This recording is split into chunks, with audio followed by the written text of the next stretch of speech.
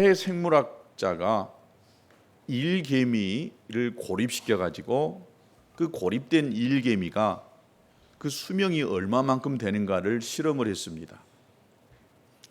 이 고립되어져 있을 때에 혼자 이 개미 한 마리만 고립되어져 있을 때에 그 개미가 6일간을 이렇게 버텼다라고 합니다. 그런데 일개미 한 마리를 놓지 아니하고 무리를 그 고립시켜 놓았을 때에 그 개미는 66일을 버텼다라고 이야기합니다.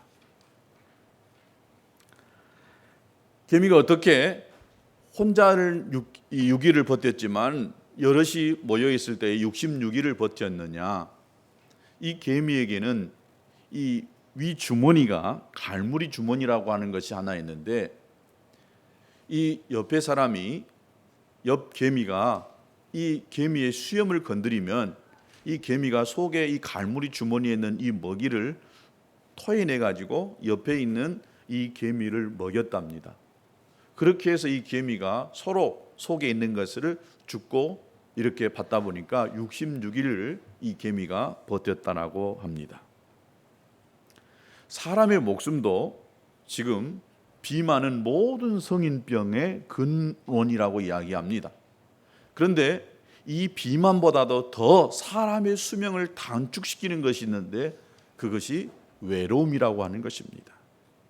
사람이 혼자 있을 때에 훨씬 더 건강하지 못하고 오래 살지도 못하게 된다는 연구가 있습니다.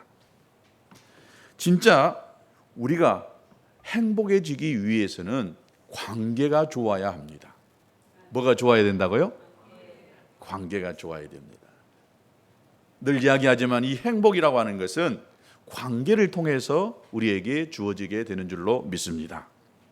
개미와 인간의 이 공통점이 있다라고 한다면 그것은 더불어 함께 살아가는 이 정신이 필요하도록 하나님이 그렇게 창조하시고 그렇게 만드셨다라고 하는 것입니다.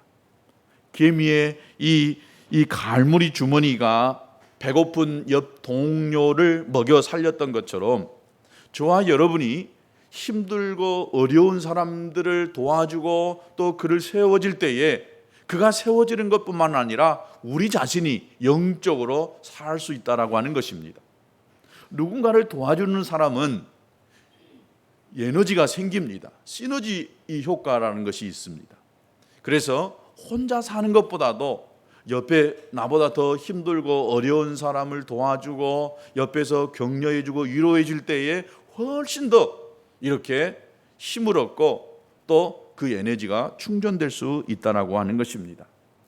창세기 2장 18절에 보면 여호와 하나님이 이르시되 사람이 혼자 사는 것이 좋지 아니하니 내가 그를 위하여 도움는 배필을 지으리라. 하나님께서 아담이라고 하는 이 인간을 만들어 놓고 보니까 혼자 있는 것이 너무나 보기 좋지 않았어요. 좋지 않았다라고 이야기합니다. 혼자 사는 것이 좋지 않다.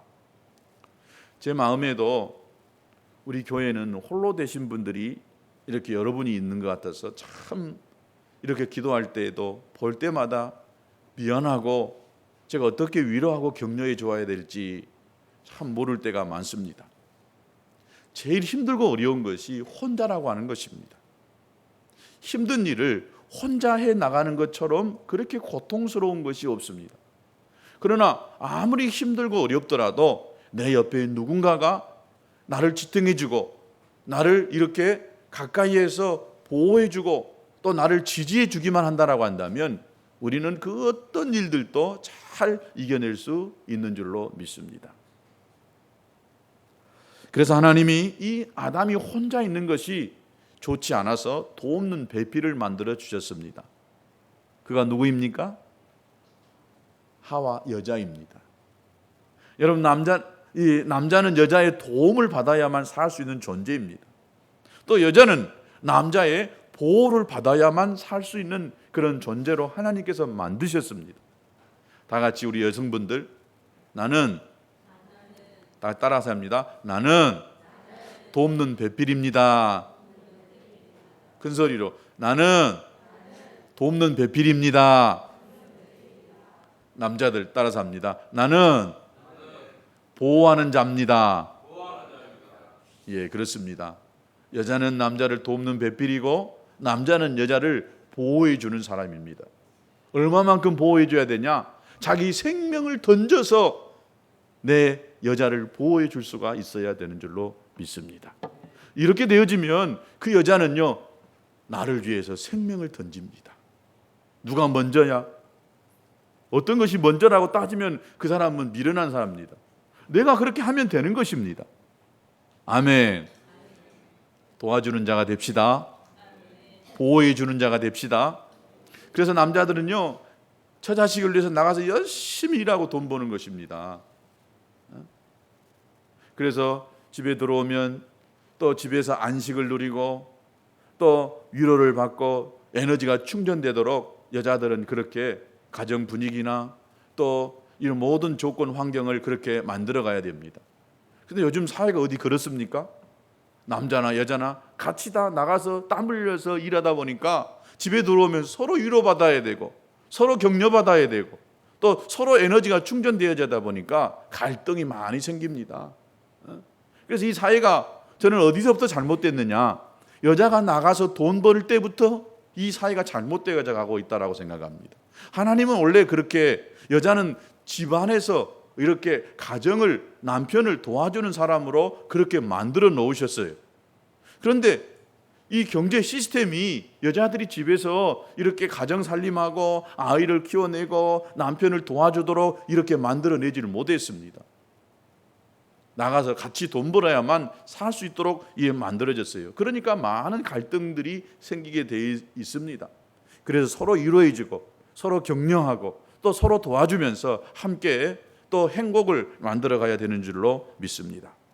여러분, 로마서는 바로 예수 그리스도와 이 복음으로부터 시작되어져 가고 있습니다. 그래서 바울이 예수 그리스도의 종이라고 이야기했고 사도로 부르심을 받았다라고 이야기했고 또 이 복음을 위하여, 하나님 나라 복음을 위하여 택정함을 입었다라고 이렇게 분명하게 이야기하고 시작합니다. 그런데 이 예수 그리스도 또 이 복음으로부터 시작되어지는 이 로마서가 이제 어디로 흘러가고 있냐면은 이제 예수님에게 초점이 맞춰져 있다가 성도들을 향하여서 이렇게 흘러가고 있는 것을 볼 수가 있습니다. 이 바울이 우리 안에 이 복음에 대한 확신을 갖고 있다 보면은 하나님이 나를 부르셨다, 나를 택해 놓았다라고 하는 이 확신이 있다 보면은 이 확신과 구원의 감격이 있는 사람은 변화되게 돼 있다라고 하는 것을 이야기하고 있습니다. 어떤 변화가 일어나느냐?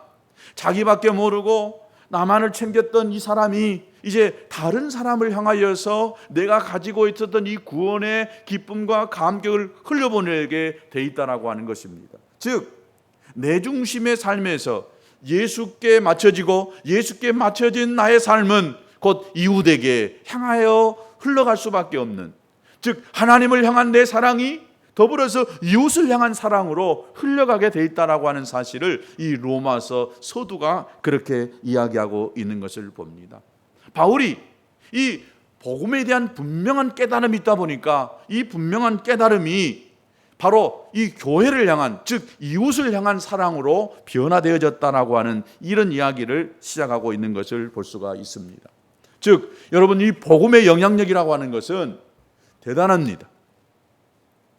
이 복음의 영향력이라고 하는 사람을 바꿔냅니다. 그리고 이 사람이 바뀌어지면은요, 한 민족이 바뀌고 나라가 바뀌고 또 세계 이 지표가 흔들리게 되어지는 이런 놀라운 역사가 이루어지게 돼 있다라고 하는 것입니다. 여러분, 하나님이 만들어 놓은 이 세상은 주님이 다시 오실 때까지 변화되지 않습니다. 하나님이 만들어 놓은 그 질서에 의해서 해가 뜨고 지고 또 달이 뜨고 지고 별이 번쩍번쩍 빛나고 이 모든 삼라만상이 하나님이 만들어 놓은 그 창조의 질서대로 움직여 갈 수밖에 없어요. 그런데 변하는 것은 뭐냐? 사람이 변하는 거예요. 그런데 이 사람이 어떻게 변하느냐? 변할 수 있는 것은 바로 이 복음이라고 믿습니다. 복음이 사람들 속에 분명하게 심겨지면, 즉 복음이 깨달아지고 복음이 그 사람들의 마음속에 중심에 와 있다라고 한다면 이 복음은 그 사람을 움직이기 시작합니다.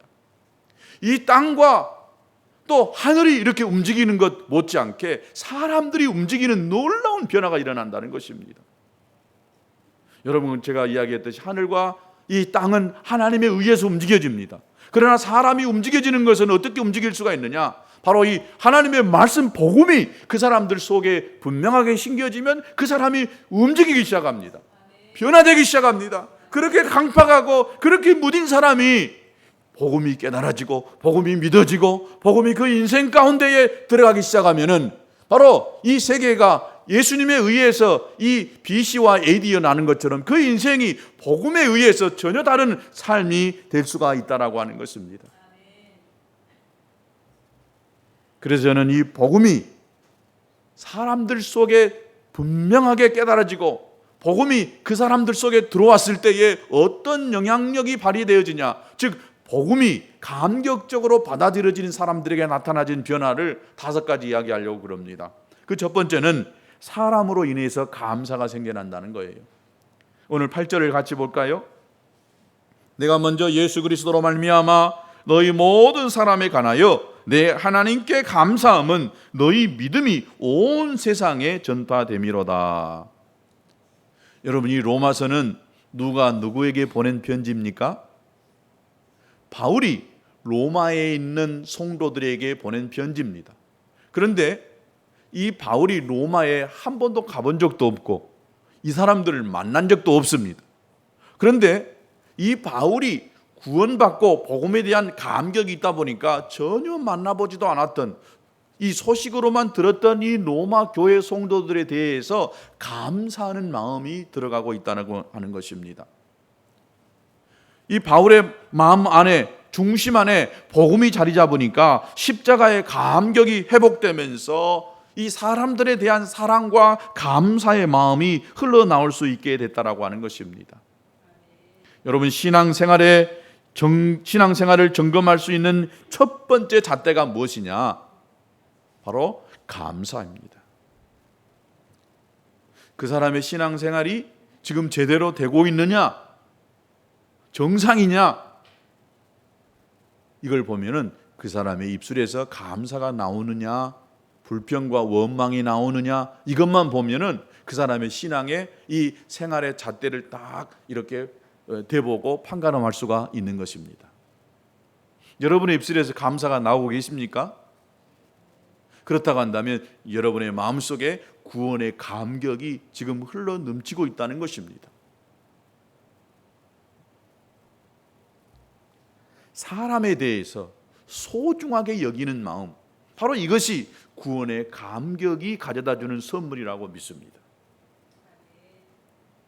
여러분, 언더우드나 벤젤라 선교사, 또 우리 침례교 말콤 페닉 선교사, 이런 많은 선교사들이 목숨을 내걸고 이 식인종과 같은 미개한 나라, 이 조선 땅을 향하여 온 이유가 어디 있겠습니까? 그분들의 마음속에 이 복음에 대한 감격이 있었기 때문에 이 들끓는 이 복음에 대한 감격이 사람에 대한 사랑의 마음으로 변화되어졌고, 그들이 이 머나먼 이역만리 땅을 향하여서 복음 들고 왔는 것입니다.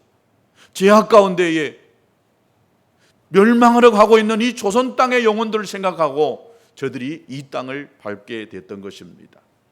전부 올 때는 다 생명 걸고 왔습니다. 다시는 고국 땅에 돌아갈 수 없다라고 하는 이런 사실, 이런 이 마음을 가지고 이 땅을 밟았던 것입니다. 여러분, 저와 여러분의 마음속에 이 복음에 대한 감격이 흘러 넘치게 되면은 사람에 대한 이 사랑의 마음이 들 수 있다는 것입니다.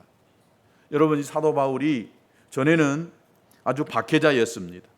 예수 믿는 사람들이 이 바울에게 있어서 분노의 대상자들이었습니다. 보이기만 보이면 잡아다가 전부 옥에다가 가두었던 사람들이었습니다. 그런데 지금 이 바울의 눈에 이 예수 믿었던 사람들이 분노의 대상에서 지금 사랑의 대상자로 바뀌어져 버렸습니다. 이거 놀라운 것 아니겠습니까? 불과 몇 년 전만 해도 그렇게 혐오스럽고 그렇게 미워했고 그렇게 박해했던 사람들이 지금은 그렇게 사랑스러운 사람으로 변화됐던 것입니다. 한 번도 보지도 못하고 머나먼 이 친척도 아닌 사람들, 이런 사람들에 대한 사랑이 그 마음속에 들끓어오는 것, 이것은 그 바울의 마음 안에 복음에 대한 감격이 있었기 때문이라고 믿습니다. 저도 예수님 믿는 지가 30년이 됐어요. 딱 30년이 됐는데 지금도 어쩐지는 모르겠지만은 이 80년대에는 예수 믿은 사람들, 특별히 저는 다른 사람 어쩌는가 몰라요. 저는 그랬어요. 내가 예수 믿고 나고 보니까 누가 예수 믿는다고 하면은 그렇게 반갑고 좋고, 우리 교회 안 다녀도, 내가 다니는 교회 안 다녀도 예수 믿는 사람들 이렇게 보면은요 그렇게 반갑고 좋고, 무엇이라도 하나 더 주고 싶고, 가게에 가서 뭘 사더라도 어느 교회 다닌다고 하면은요 하나 줄 거 2개 주고, 그런 세상이었어요. 한 번도 보지도 않고 나와 관계되지 않았지만 내 안에 구원의 감격이 있다 보니까 이 구원의 감격을 함께 깨닫고 주의 사랑을 함께 나누는 그 사람이 그렇게 좋아 보이고 그렇게 사랑스럽고 귀하게 보였던 것입니다. 저는 이 로마서 강해를 통해서 저와 여러분의 심령 안에 이 복음에 대한 감격이 흘러 넘쳐날 수 있게 되기를 축복합니다. 우리가 처음 예수님 믿고 복음에 대한 감격 속에 빠졌던 그 감격이 이 로마서를 통해서 저와 여러분이 다시 불붙게 될 수 있게 되기를 축복합니다. 여러분, 우리에게 무엇에 대한 감사가 되어지느냐? 여러분, 돈이 많아지고 또 자식들이 말을 잘 듣고 또 내 주변에 있는 여러 가지 일들이 그냥 착착착 이렇게 진행되어질 때 여러분 감사가 되어지시죠? 이럴 때 감사 안 될 사람은 없습니다. 다 감사가 됩니다. 그러나 진짜 감사하는 것은 어떤 감사냐? 모든 범사에 감사하겠습니다. 어떤 일이든지 그 일을 통해서 하나님이 원하시고자 하시는 뜻이 있기 때문에 먼저 우리가 감사로 하나님 앞에 심는 것입니다. 아멘. 되어질 일들을 하나님께 먼저 감사로 심을 때에 그 일에 대한 변화가 생겨난 줄로 믿습니다. 사도 바울은요 얼마나 이 형제들에 대한 이 사랑의 마음이 컸는지 빌레몬서 1장 7절에 보니까 이렇게 표현하고 있습니다. 형제여, 성도들의 마음이 너로 말미암아 평안함을 얻었으니 내가 너의 사랑으로 많은 기쁨과 위로를 받았노라. 우리에게 기쁨과 위로, 소망은 사람으로부터 오는 것입니다. 그런데 이 사람으로부터 오는 이 기쁨과 위로, 이것이요 모든 사람에게 다 나에게 기쁨을 주고 위로가 줍니까? 내가 그렇게 좋아하고 내 속에 있는 거 다 뺏어 줄 것만 같은 내 자식도요 때로는 옌수 같고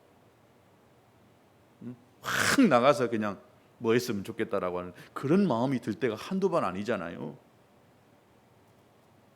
그럴 때에 우리가 회복되어야 될 마음이 있다라고 한다면 그것은 복음에 대한 감격입니다. 복음은 뭐예요? 나를 살려주는 것이 소식이었습니다. 굿뉴스였습니다. 내가 죄악 가운데에 멸망의 길로 갈 수밖에 없을 때에 나를 죄에서 건져주는 것이 복음이었잖아요.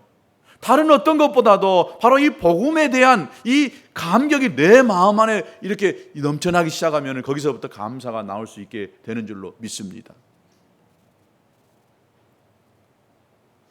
두 번째, 이 복음에 대한 감격이 있다 보면은 우리에게 일어나는 것이 바로 칭찬과 격려가 일어난다는 것입니다. 바울이 지금 로마 성도들을 향하여서 칭찬하고 격려해 주고 있습니다. 지난주에 이야기했듯이 이 로마서는요 신약 성경의 꽃입니다. 꽃입니다. 모든 교리에 아주 핵심적인 것들이 담겨져 있습니다. 그래서 가장 먼저 신학을 하고 또 성경을 연구한 분들이 첫 번째 이 연구한 책이 로마서입니다. 그런데 이 로마서가 시작되어지는 이때에 먼저 교리적인 이야기를 이 바울이 하는 것이 아니라 로마 교회의 장점들을 찾아내서 그 장점들을 가지고 칭찬하고 격려하고 있는 것을 봅니다.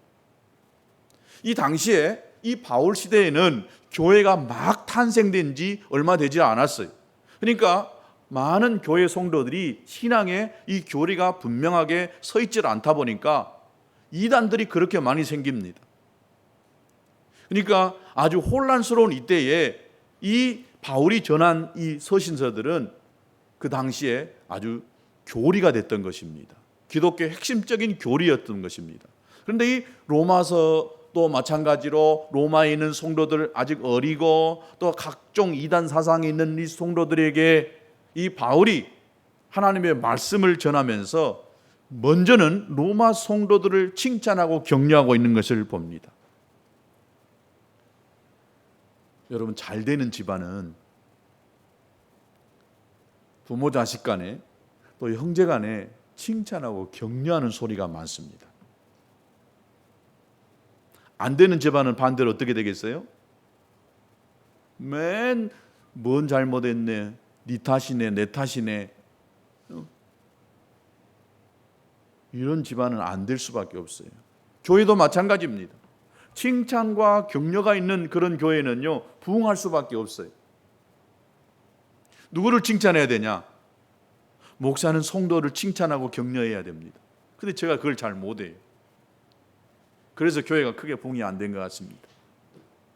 힘들고 고통스럽고 정말 어려운 이런 삶을 살고 있는 성도들을 격려하고 위로해서 끝까지 믿음을 지켜나갈 수 있도록 하는 것이 목회자의 사명입니다. 또 더불어서 성도들도 이 목사에 대한 칭찬과 격려를 해야 됩니다. 칭찬한 것이 없어도 우리 교회 목사님이 세계에서 제일로 설교를 잘합니다. 아멘. 아멘이 적은데요. 우리 교회 목사님이 세계에서 제일 설교를 잘합니다. 모든 교회 목사님들이 다 잘하는 거예요. 그러니까 자기 교회 목사님 자랑하고 다니는 사람은 전도도 잘해요. 아이고, 우리 교회 목사님은 생기기도 치지도 못 났고 왜 이렇게 설교도 못하는지, 한 말 또 하고 설교도 아주 듣기 싫은 말을 계속 해야 되고 왜 그렇게 그런지 모르겠어요. 그러면 그럴수록 그 교회는 안 됩니다. 여러분의 신앙은 메말라갑니다. 여러분의 가정에서 교회 좋은 것 이야기하고 또 목사님 칭찬하고 목사님 좋은 것 이야기하면은요, 여러분의 자녀들이 신앙생활을 잘합니다. 그런데 여러분의 집에서 자꾸 교회를 씹고 목사님을 씹고 또 한국 교회 안 되는 이야기를 계속해서 씹어대기 시작하면은 누가 교회 다니고 싶겠어요? 아무리 내 자식이라 해도 내 옆에 있는 형제라도 친구라도 교회 안 다니고 싶어 합니다. 우리 교회도 문제가 많고 저도 문제가 많고 한국 교회도요, 문제가 얼마나 많은지 모릅니다. 그러나 문제보다도 좋은 것이 더 많은 줄로 믿습니다. 못된 사람보다도 믿음 좋은 사람이 훨씬 더 많은 줄로 믿습니다. 그런데 이 안티 기독교 세력들, 반 기독교 세력들은 이 교회 안 좋은 것만 그렇게 부각시켜내는지 몰라요. 좋은 것 이야기하는 경우는 별로 없어요. 교회에서 잘한 일, 또 예수 믿는 사람들이 세상을 향하여 또 빛된 소금의 역할을 하는 거, 여러분 방송에 내는 거 봤어요? 당연히 할 것을 하는 것처럼 생각합니다. 그러나 조금 뭐 하나 어떤 것을 이 못하고 안 되는 거 보면은요, 동네 방네 아주 이 매스컴에서 떠들어대기 시작합니다. 여러분, 이 한국 땅에서 전도되어져서 새로운 영혼 예수 믿는 것이 참 어려운 이 시대에 되어버렸습니다. 왜냐하면 이 대형 큰 교회들이 이 매스컴에 오르락내리락 하다 보니까 아주 예수 믿으려고 교회 다니면 다 아주 이상한 정신병자 취급받고 있는 이런 시대에 우리가 예수 믿고 있는 거예요. 여러분, 정신병자 아닙니다. 다 같이 나는 정신병자 아니다. 우리 스스로 이런 말을 또 옆에 우리 성도들끼리 칭찬하고 격려해야 됩니다. 교회 다닌다고 하면 사람들이 다 좀 모자란 것처럼, 좀 부족해서 다닌 것처럼 이렇게 되어지고 있는 세상입니다. 여러분, 이 어려운 시대에 우리가 예수 믿는다는 거 참 잘한 줄로 믿습니다. 그래서 자꾸 칭찬하고 격려해야 됩니다. 여러분, 1997년에 부산 교도소를 탈옥했던 신창원이라는 사람 아시죠? 이 신창원이 국선 변호를 했던 사람이 엄상익 변호사라는 사람이었습니다. 텔레비전에서도 잘 나오더라고요. 근데 그분이 이 신창옥이를 이렇게 변호하다 보니까 신창옥에 대한 그 마음의 깊은 것들을 이렇게 알게 됐어요. 근데 이 엄상익 변호사가 예수 믿는 사람이에요. 이 신창원이하고 이야기하다 보니까 이 신창원이 마음속에 어려서부터요 그렇게 이 나무람, 꾸지람을 받고 사는 이것이 아주 딱 박혀 있어요. 한 번도 칭찬받고 잘한다는 소리를 들어본 적이 없답니다. 초등학교 5학년 때는 선생님이 이렇게 이야기하더라는 것입니다. 야, 이 새끼야 하면서 돈을 안 가지고 왔는데 뭐라 학교 갔냐? 너 같은 놈은 학교 오지 말어. 어릴 때부터 이 칭찬에 목말라 있다 보니까 이 아이는 항상 다른 사람이 자기를 나무란다라고 꾸질한다라고 하는 이런 생각이 딱 가지고 있었어요. 그러니까 자연스럽게 그는 좋지 않는 일을 되풀이할 수밖에 없었다라고 하는 것입니다. 피그말리온 효과라는 말이 있습니다. 이 말은 타인의 기대와 관심으로 인하여서 능률이 오르거나 결과가 좋아지는 현상이라는 것입니다. 미국에서 이 교장 선생님이 이 반을 편성하면서 그 선생님에게 이 학생 아이들을 이렇게 편성해 주면서 이 아이들은 그 학년에서 최고 엘리트들만 뽑았습니다. 그러니까 이 선생님이 잘 좀 가르쳐 주십시오라고 이렇게 이야기하고 이렇게 선생님에게 그 학생들의 명단을 주었답니다. 또 학생들에게는 너희 담임 선생님, 너희들을 가르치고 있는 선생님이 우리 학교에서 최고로 잘 가르치는 선생님이단다라고 하는 것을 이렇게 말하면서 이 학생들에게 또 선생님들에게 했답니다. 이것은 사실이 아니었습니다. 그저 다른 아이들과 평범한 똑같은 아이들이었습니다.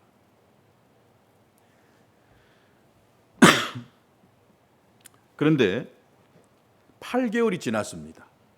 학업 성취도가 다른 아이들에 비해서 20에서 30% 정도가 좋게 나왔다라고 하는 것입니다.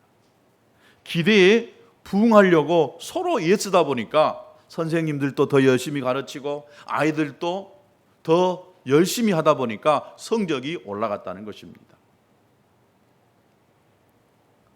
칭찬하고 격려하면은 아이들이요 스스로 자긍심을 갖고 잘할 수 있게 되는 줄로 믿습니다. 이건 아이들뿐만 아닙니다. 우리 모두가 다 마찬가지입니다. 못한다, 안 된다라고 하는 이야기를 하다 보면 진짜 못하고 안 되게 돼 있습니다.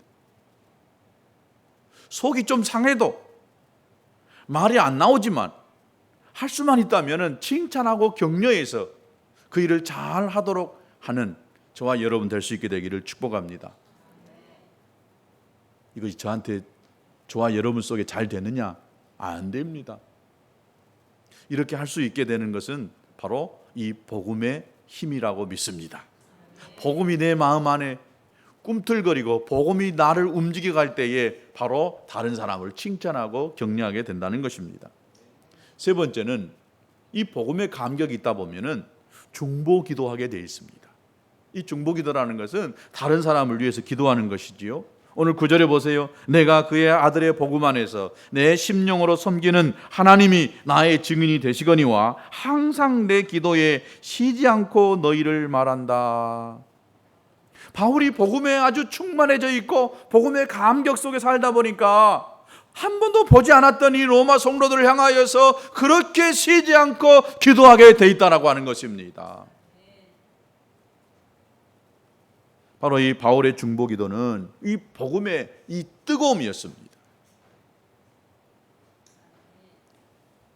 여러분이 저는 어제 그제 아침 경건의 시간 말씀을 보면서 이 모세의 백성을 향한 이스라엘 민족을 향한 뜨거운 이 생명을 건 이 기도를 보면서 얼마나 은혜가 됐는지 모르겠습니다.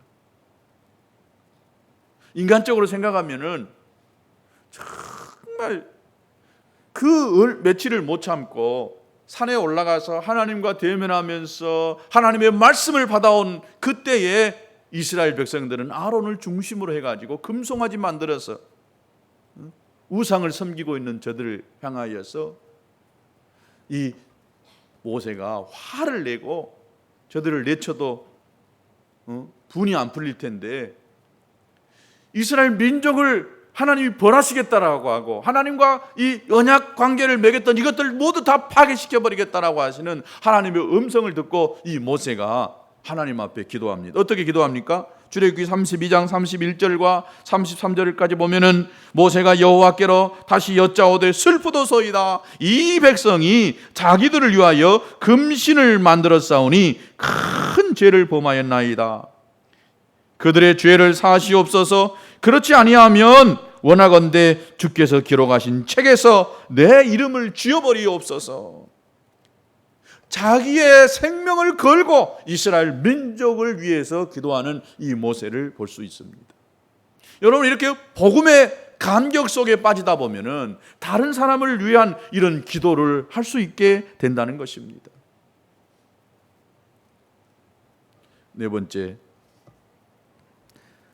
이 복음의 감격이 있다 보면은 나로 인해서 다른 사람이 견고하게 세워질 수가 있게 되는 것입니다. 11절에 내가 너희 보기를 간절히 원하는 것은 어떤 신령한 은사를 너희에게 나누어 주어 너희를 견고하게 하려 합니다. 바울을 통해서 다른 사람이 견고하게 되어지는 것, 바로 저와 여러분을 통해서, 나를 통해서 내 남편이, 내 아내가, 내 자식이, 또 내 목장의 식구들이 견고하게 세워질 수만 있다라고 한다면 얼마나 좋은 일이겠습니까? 그런데 이것이 그냥 됩니까? 안 됩니다. 복음에 대한 감격 속에 빠질 때에 다른 사람을 세워야 되겠다라고 하는 이런 생각이 드는 것입니다. 복음에 대한 감격 속에 있다 보면 다른 사람을 위해서 신방을 한 번 더 가게 되어지고 말씀 하나도 더 전하실 수가 있게 되는 줄로 믿습니다. 마지막 다섯 번째로 열매를 맺도록 도와주게 되어 있는 것입니다. 어떤 사람이요? 복음의 감격 속에 빠져 있는 사람이 바로 다른 사람이 잘 되어지도록 열매 맺도록 이렇게 이끌어 준다는 것입니다. 13절 형제들아 내가 여러 번 너희에게 가고자 하는 것을 너희가 모르기를 원하지 아니하노니 이는 너희 중에서도 다른 이방인 중에서와 같이 열매를 맺게 하려 함이로되. 열매를 맺도록 도와줄 수밖에 없습니다. 어떤 사람이요? 복음의 감격 속에 있는 사람이. 저와 여러분이 이 복음의 감격 속에 빠져서 다른 사람을 이렇게 사랑하고 또 칭찬하고 격려해주고 또 다른 사람을 위해서 기도해주고 또 다른 사람을 세워줄 뿐만 아니라 열매를 잘 맺도록 하게 하는 저와 여러분 될 수 있게 되기를 진심으로 축복합니다. 우리 찬양하겠습니다. 누군가 널 위해 기도하네.